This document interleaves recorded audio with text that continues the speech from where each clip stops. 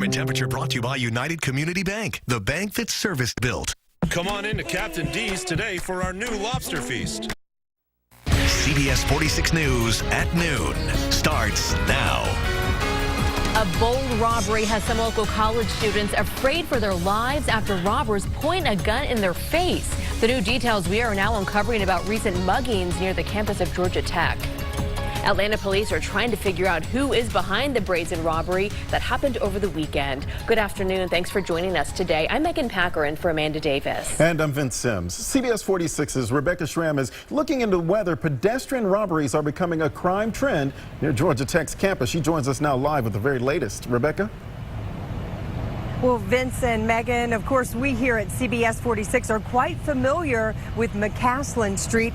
Our station sits right here, just a few blocks from Georgia Tech's campus. Now, occasionally, we do get reports of someone perhaps being robbed as they walk along McCaslin Street. Sometimes we hear of car break-ins.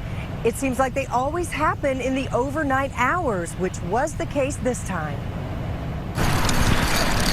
It is kind of surprising that it happened on this street in McCaslin. Keith Parporn is getting his doctorate in electrical engineering at Georgia Tech. He lives in Atlantic Station but walks through the Home Park neighborhood to and from class. He feels plenty safe during the daytime, but at night... If it was really late, I was in lab really late, then I'd kind of have doubts about walking. So yeah, I would probably definitely get an Uber. Over the weekend, some Tech students were walking in a group on McCaslin Street at about 1 a.m. when they noticed a dark-colored car. Two men jumped out and robbed them at gunpoint, stealing their phones, IDs, credit cards, and keys. They then jumped back in the car and their getaway driver took off toward 14th Street. Georgia Tech sent out an alert about the robberies. Actually, my mom sent it to me and she called me about it, so yes. Like, she keeps telling me about staying and stuff at night. I looked through Atlanta's crime statistics and I found the Home Park neighborhood had 2 other pedestrian robberies already this month, with a total of 8 since June. That's up from 5 during that same time period last year. It's unclear how many of the victims were Georgia Tech students. Fourth-year engineering majors Dylan Malden and Polo Perez live in an apartment complex on McCaslin Street. It's kind of surprising, but when how late was it when they got robbed? 1 a.m. Yeah, I mean, if you're really out past midnight and you really shouldn't be walking the street, in my opinion. Now, most time police officers will tell you if you do have to be out at night, to walk in groups. But remember, these folks were in a group and they still got robbed. I've requested the incident report from Atlanta police to try to figure out how many students were in that group. And the good news here is nobody was hurt. We're live in Atlanta. Rebecca Schramm, CBS 46 News. New at noon, the Gwinnett County Police Department is identifying its officers involved in a helicopter crash earlier this month. Officer George McLean was in command of that chopper. He was discharged from the hospital several days after the crash and is still recovering from his injuries. Corporal Michael Duncan is paralyzed from the waist down. He's being treated at the Shepherd Spinal Clinic. The Gwinnett County Police Foundation will host a golf tournament next week to raise money for Corporal Duncan. In just about an hour and a half, the father accused of killing his 3-month-old daughter will be in court. CBS 46's Daniel Wilkerson just got his hands on new documents related to the case. Daniel's outside the family's Peachtree Corners apartment where the incident happened. He tried to act so innocent. That's neighbor Jasmine Stover just hearing news police arrested Charles Hamilton as he got off a flight from the Dominican Republic. Hamilton is due in court today. He ran out here. Everybody's out here trying to help him, thinking that the baby is hurt. Police have charged the 44-year-old after they say he murdered his 3-month-old daughter, Adriana. An autopsy would later reveal the child died as a result of significant head trauma. Doctors say her brain was bleeding and she had fractured ribs. Stover says she was there that day when the father came running outside with the baby in hand. He was trying to save her, but it wasn't working. I was trying to show him the ropes to actually reviving a 3-month-old infant because he was doing it all the way wrong. Stover says she was on the phone with a 911 operator relaying CPR instructions. I just knocked at the family's home where this incident happened. No one was at home, but I got my hands on this arrest warrant today, and it states that the father, the man who was charged, actually did not live here. He lived in Atlanta. She says while the arrest is a relief, she won't soon forget what she saw that day. A beautiful baby girl. In Gwinnett County, Daniel Wilkerson, CBS 46 News. In Fulton County now, Atlanta police need your help solving a murder. They tell CBS 46 this is the woman shot and killed late last week. Police found her body Thursday morning on Hortense Place in Atlanta's Grove Park neighborhood. Investigators believe she's between 16 to 22 years old. This just in, strong words from North Korea after one of President Trump's tweets over the weekend.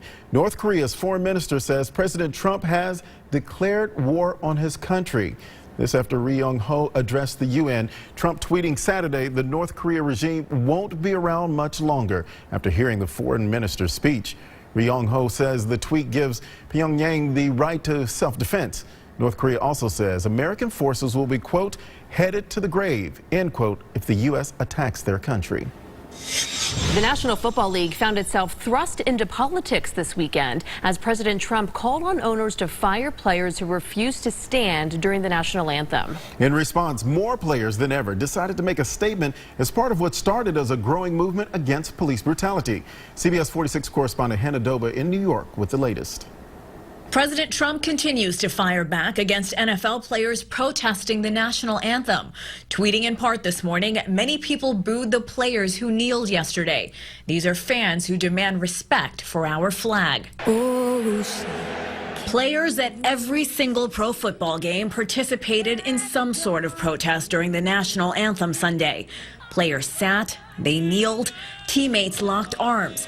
In some cases, like with the Pittsburgh Steelers, the entire team, except for one, former Army Ranger Alejandro Villanueva, decided to stay off the field during the national anthem. They were not going to be disrespectful in the anthem, so they chose not to participate, but at the same time, many of them were not going to accept the words of the president. Those words started Friday and continued throughout the weekend. President Trump urged NFL owners to fire the SOBs who refused to stand during the national anthem. This has nothing to do with race or anything else. This has to do with respect for our country and respect for our flag. Since the president's initial statement, the league, along with many players, coaches, and unions, have stood in unison condemning his comments. President Trump also suggested that fans should consider boycotting games. Hannah Doba, CBS News. Taking a knee during the national anthem was a movement started last year by former San Francisco 49ers quarterback Colin Kaepernick. He did it to draw attention to police brutality. Fans are also weighing in on this. Two Falcons players took a knee and owner Arthur Blank joined the team on the field. CBS 46's Adam Harding has reaction. I get emotional just thinking about it. I was ecstatic. In the shadows of the new Mercedes-Benz Stadium, I wish they all would have taken a knee. Mixed reaction after the on-field demonstration Sunday between the Falcons and the Lions. Two players kneeling, the rest standing arm in arm. It's not about the flag. It's about the social injustices that have been forced upon us. It was never really about the flag. I'm not a fan, no. Brock Tuttle strongly opposes the move. I served in the military for a brief time, and there's a lot of my brothers and sisters out there that have died for that flag, died for their right to kneel, but that doesn't mean that it's right. It's disrespectful to everyone who serves. It's disrespectful to everyone who has any sort of pride, I think. Across the NFL, many players joined in unity during the pregame ceremonies. It comes after the president's controversial comments Friday night in Alabama. Wouldn't you love to see one of these NFL owners, when somebody disrespects our flag, to say, get that son of a off the field right now, out, he's fired. But Falcons owner Arthur Blank pushing back, joining the team on the field. That on-the-field demonstration came after Arthur Blank himself released a statement following the president's remarks over the weekend.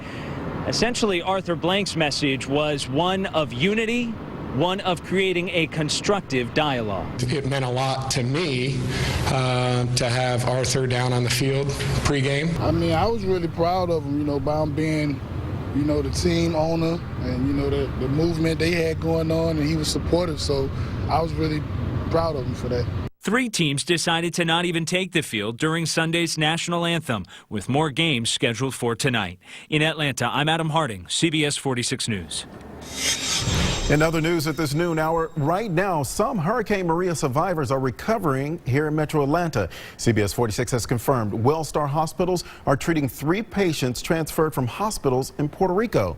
The patients went to Wellstar Atlanta Medical Center South, Wellstar Kennestone Hospital, and Wellstar North Fulton Hospital. The patients were brought to Georgia by the National Disaster Medical System.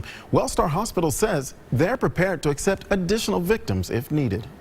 Atlanta-based Delta will attempt to send more aid to Puerto Rico today. The airline plans to send 2 relief flights to the island. Delta was only able to send 1 plane yesterday. Other airlines, including American, reporting having some challenges communicating with air traffic controllers in Puerto Rico. And thank goodness we're not seeing any tropical systems heading in our direction right now, although the Outer Banks of North Carolina will feel some tropical storm force winds expected from Maria, and I'll talk more about that here coming up. First, right now it is warm outside. 82 in Atlanta, 83 in Athens, 81 in Locust Grove. It's even warmer right now than it was at this exact time yesterday. You know, yesterday was warm. It's about 3 degrees warmer right now in Atlanta, 4 degrees warmer in Covington, and it'll stay that way. Temperatures well above average. We'll get up to 86 today with lots of sunshine. Here's the kicker. This is just the beginning. It gets even hotter tomorrow and even hotter than that by the middle of the week. I'll show you how hot it's going to get and when we'll see some relief back in the forecast. Also, the very latest on the tropics coming up. A new travel ban signed by the president is set to go into effect. We have details on the new travel limits set. Plus, we're learning more about the civil rights group speaking out about this latest ban. And CBS 46 takes a closer look at the push to decriminalize pot in Atlanta and whether politics are playing a role.